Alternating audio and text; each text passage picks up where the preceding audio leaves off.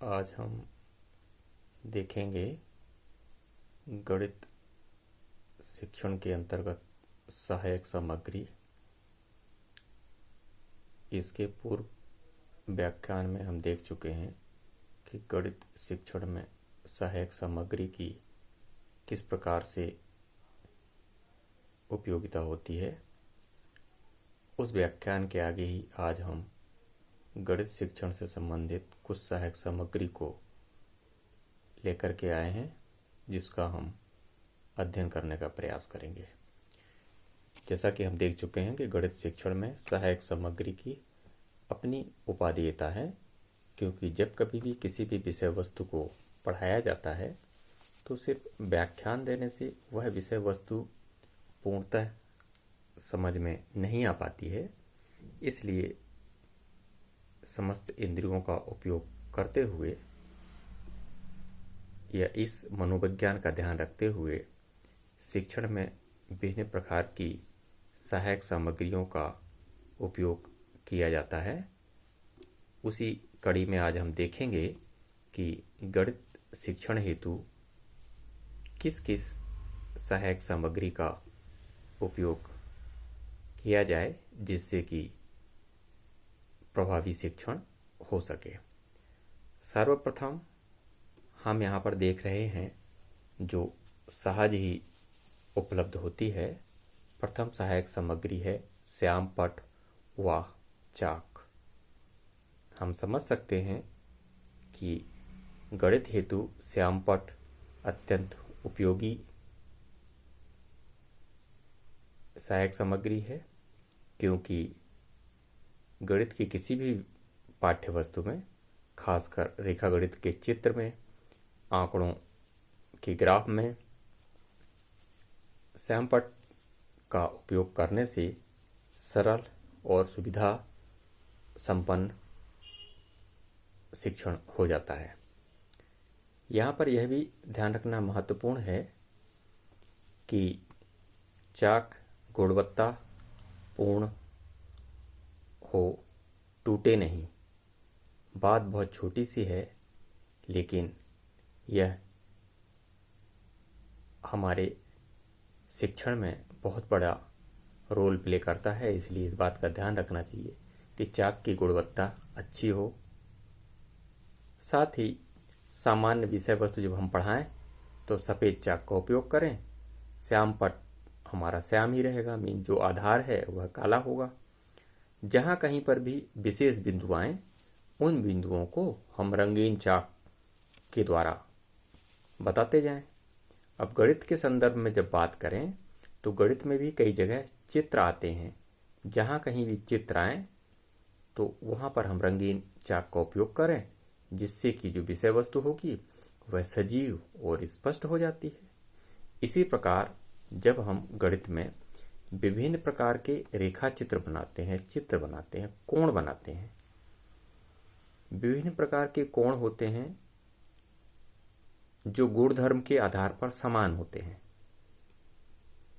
कि ये वाला कोण और ये वाला कोण बराबर होगा। तो हम जिन कोणों में के गुण समान हैं, तो उन समान कोणों को व्यक्त करने के लिए हम रंगीन चाक का उपयोग करें, जिससे कि विद्यार्थी तर्कपूर्वक समझ जाएगा कि ये कौन से कोण समान हैं, जो सर ने एक ही रंग से व्यक्त किए हैं, और वह विद्यार्थी तर्क लगाकर विषय वस्तु को समझने का भी प्रयास करेगा। इसी कड़ी में हम आगे समझने का प्रयास करते हैं, जिससे कि विषय वस्तु को हम समझें भी और साथ में सामग्री भी थोड़ा जल्दी जल्दी पूर्ण हो। दूसरा सहायक सामग्री है विषय वस्तु प्रत्यक्ष हो वस्तु एवं मॉडल। क्या है प्रत्यक्ष वस्तु एवं मॉडल? प्रत्यक्ष वस्तु देखकर तत्संबंधी ज्ञान शीघ्र हो जाता है। इस बात को तो किसी भी तरीके से भुलाया नहीं जा सकता।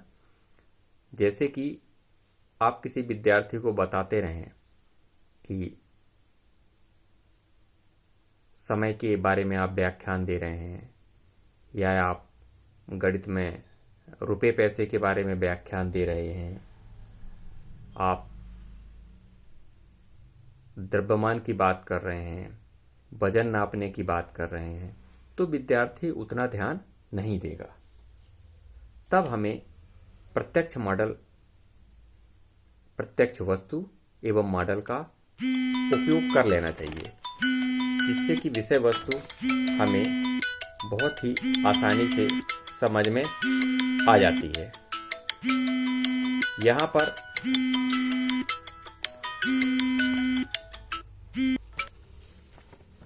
यह ध्यान रखना आवश्यक है कि जब कभी भी हम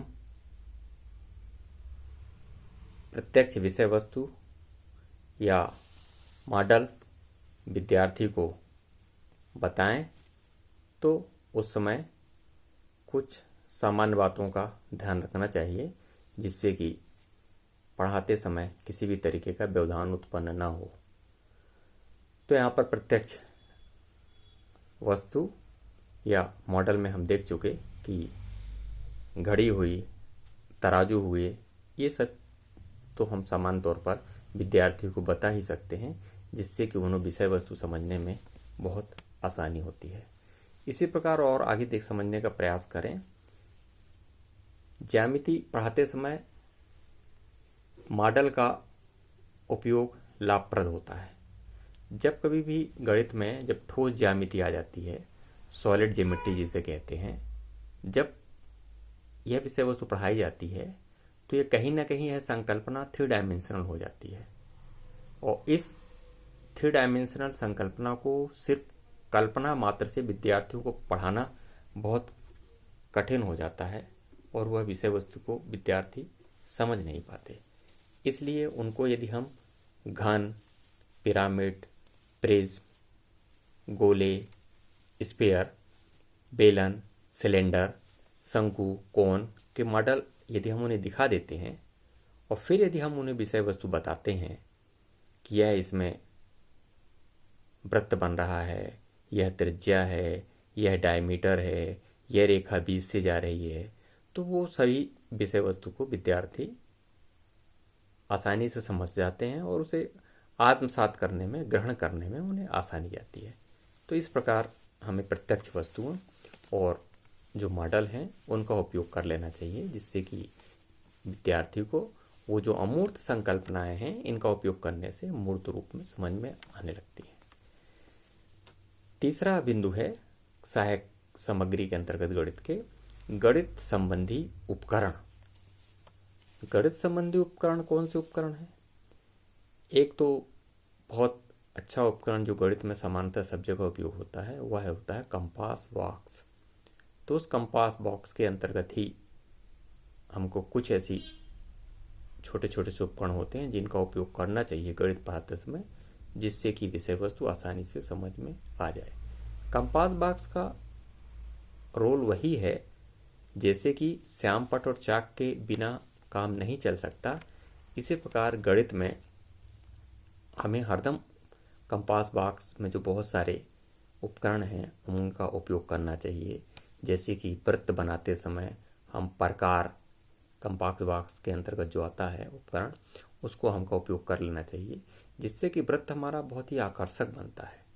नहीं तो वृत्त यदि हमारा प्रॉपर नहीं बनता, सही रूप में नहीं बनता, तो विद्यार्थी उसको अच्छे से ध्यान भी नहीं देते, और फिर हम उनमें वहाँ पर कैसे बताएंगे कि त्रिज्या क्या है, व्यास क्या है, अन्य संकल्पनाओं को हम अच्छे से नहीं समझा सकते।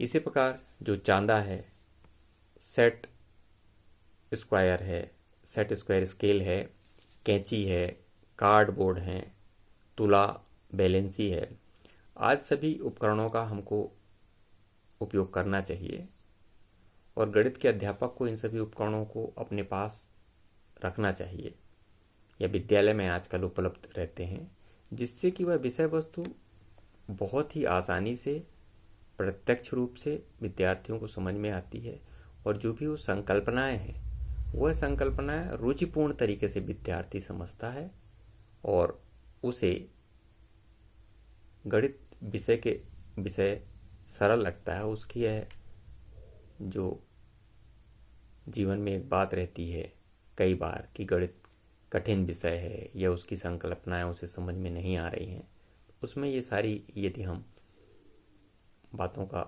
उपयोग करते हैं तो गणित उसके लिए आसान हो जाती है। इस प्रकार आज हमने ये 3 प्रकार की सहायक सामग्रियों का गणित शिक्षण में उपयोग देखा।